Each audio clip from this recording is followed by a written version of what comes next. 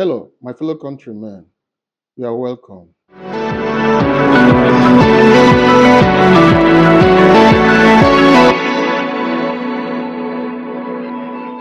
Yes, can we listen to this video I'm about to play? Barrister, tell us what played out. Now, I was sitting to her immediate left. So I was on the aisle seat to the left. She was on the aisle seat to the right. Yeah, so I heard everything. I saw all that transpired. And yes, she was triggered.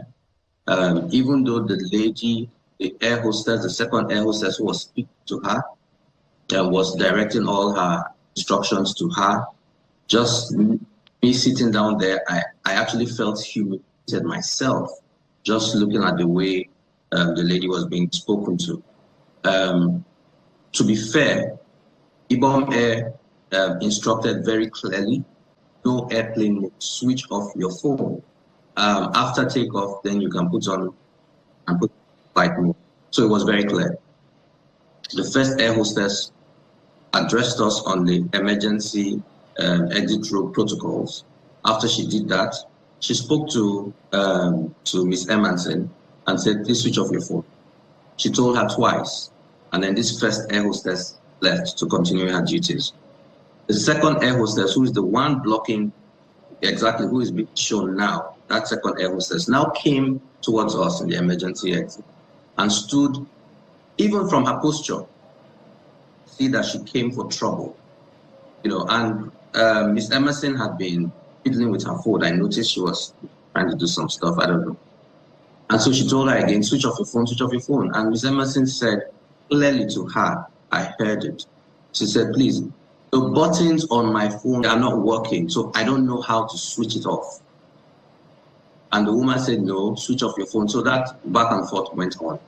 So at a point, that's the second air hostess said, look, you're even using an iPhone, so you don't need a button to switch it off. So the lady said, okay, I don't know how to do it. Can you do it for me? And she said, I'm not touching your phone. I'm not touching your phone. Just switch it off. She said, I don't know what to do. So the lady now said, okay, go to settings. And when you go to settings, go to general. So the girl was holding and said, see, please, I can't understand what you're saying. I can't read. I don't know what you're saying. It's saying where I should go to. The woman, the second air hostess now told her, I don't have time for your nonsense. Please just switch it off. She said, I don't, okay. Mr. Martin now asked, okay, can you spell the general? So the air hostess started actually saying G, okay, G, then E. So that was the point that the gentleman on my left and I said, come on, what's going on? Calm, don't speak to her like this. Let's, the second air hostess did not even acknowledge her. She didn't even to my side to even see that someone was speaking. So at that point, I asked the gentleman to arrive. I said, please, can you just help this lady? I don't use an iPhone. I've never used an iPhone, so I'm not too familiar with settings and all of that. So the gentleman to arrive now took the phone and started trying to sort it out. So when that was going on, Miss Emmason started talking to the second air hostess. I said, why are you embarrassing her like this? Why? Why? And then the air hostess told her, you better keep quiet now. If you say another word, I will deal with you. That was when this second air hostess said, okay, you will see. And then she left and went towards the front of the airplane. She never came back. At least I don't recollect her coming back through the aisle throughout the flight. So that is exactly what transpired. So after that happened, the gentleman to the right switched off the phone or whatever it was he did. And a couple of passengers tried to say, switch off your phone, don't risk our lives, blah, blah, blah. And then we told them, no, that's not what happened. She never said she wasn't going to switch off her phone. She was trying to switch off her phone. She said she had issues switching it off. And so the passengers calmed down and we took off. So that is what happened. But it was clear, at least to us on the emergency exit row, it was clear that there was a problem here. She needed to be handled very well. Because this lady kept simmering throughout the flight. She was cursing. I could hear her because I was right next to her. She was really upset. She felt as if these people are just against me. And why? She said she bought this ticket with her own money. So why should they treat her like this? That's what she was saying, and that's what I'm hearing. And I can't tell you what the other thing she was saying because they were really nasty. But she wasn't directing to anyone, but she was just talking. So it was clear that she was angry. And the second air hostess, the aggressor, kept checking, kept peeping to see how things are going at our end throughout the flight. I noticed it. We're so worried that I discussed with him. I said, okay, when they were telling us to stow away and put everything ready for landing, the lady didn't even hear any of that. I told her, I said, we're landing, switch off your phone, put it away. Then the second air hostess, the first air hostess, the very polite and amiable and professional one came, helped her to stow away, helped her take her purse, put it in the cabin on top, and was very professional. So all of that happened, and then the plane landed. Once the plane landed, the first air hostess, the professional one, came to the front and started disembarking by row. So when it got to our turn to disembark, those of us on our row disembarked and we went out and totally forgot about the hooks part until the videos and all came. Looking at this video we just watched, so much was said there. I wonder why the IBOM Air has not deemed it fit to reveal what the camera within the plane revealed. I wonder also why the passengers sitting behind Emmason could not speak out. If not that man that God touched to voice out, the heat will have been on Emmason. Because initially, we didn't have enough information. We can see the high-handedness of some of the staff of IBOM Air, overzealousness. When you have already created unnecessary issues, you now try to play a good girl. That lady, that air hostess should be on suspension or be terminated because she started this trouble and she cannot remain there.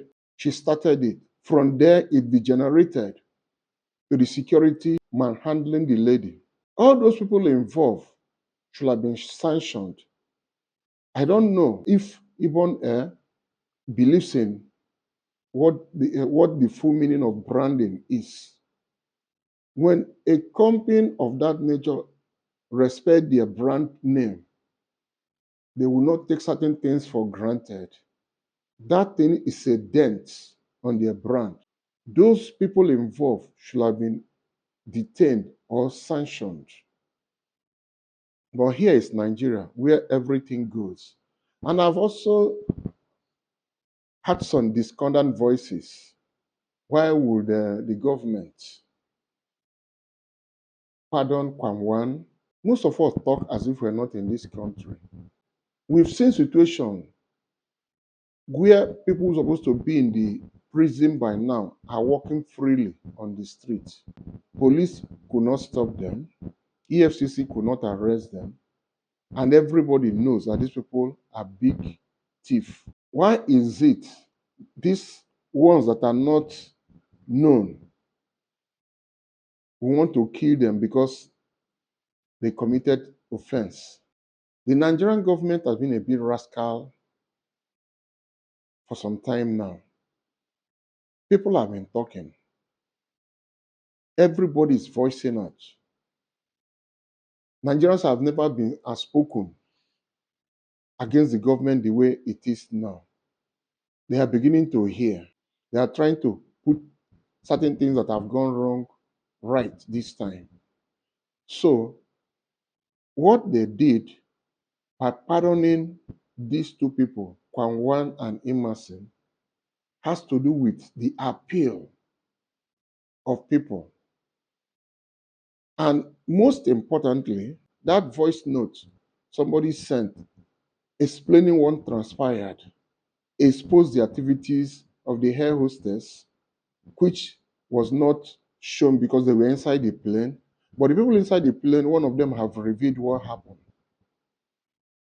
And the way the lady was manhandled, which came to the open, it was on the social media, everybody saw it. The government has looked at it. And they decided to do the needful by just granting her pardon and withdrawing the charges against her. And people are crying blue murder.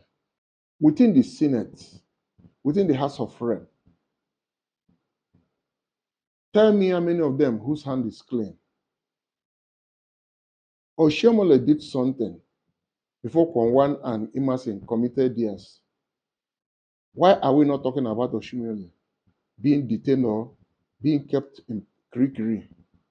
Is it not the same airport? Is it not the same offense all of them committed? Why are we doing selective justice? If you are rich, if you are popular for one thing or the other, you are above the law. But when you are not known, you don't have a godfather, the law catches up with you. What kind of country is this? The action to withdraw the case against Comfort Emmason and Kwanwan is very much in order because they are trying to disabuse the mind of people, looking at the decision as being selective. They talk to themselves within their office. You think the government is deaf or blind? They listen to people. They watch the videos of what people are posting on the social media. It's helping them to make up their mind to rethink about the decision earlier taken. They were quick, sincerely, in putting that young girl in Kirikiri. There was not enough room for her to defend herself. Why is it when it comes to a less privileged citizen, the law applies? The common man don't lie themselves. The rich people cooperate more amongst themselves, even when they know one of them have misbehaved. But a common man want to make sure his fellow common man is killed and put beyond the 6 feet. It doesn't supposed to be so. The question Nigerians should have been asking, how about the passenger sitting at the back of Emmason? I thought some of them would have come out and make a public speech or speak out from their various locations, telling Nigerians what truly transpired. If we want Nigeria to be a place of living, everybody needs to speak out. This issue of I don't want trouble, I don't want to talk, I don't want this, that is why things are the way they are. Imagine the man who managed to speak out. He doesn't want to reveal his identity for the fear of being punished, just like the NYC girl. Let Nigerian Bar Association and every necessary personality that is interested in the youth corpus case, they should take it up and make sure a certificate is given to her. Because this is part of the injustice we are talking about. If this thing has happened to any of the senator's child, or governor's child, or billionaire's child, they will withhold a certificate. No, they will not. It's a matter of phone call.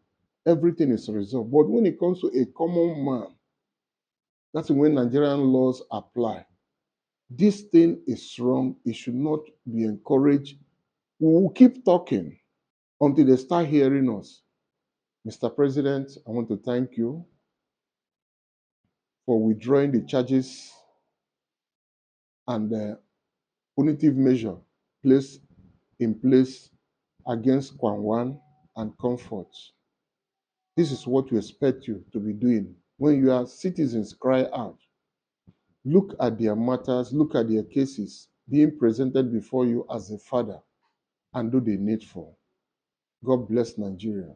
Don't forget to like, don't forget to comment, don't forget to share. God bless you. And I don't know how long the Igbos are going to be chased up and down wherever they are found. I'm already talking of 2027. Nobody's looking at the happenings around the world. Here is questionable. The chief, in terms of giving title, should decline, no matter how much they offer them. The criminals are taking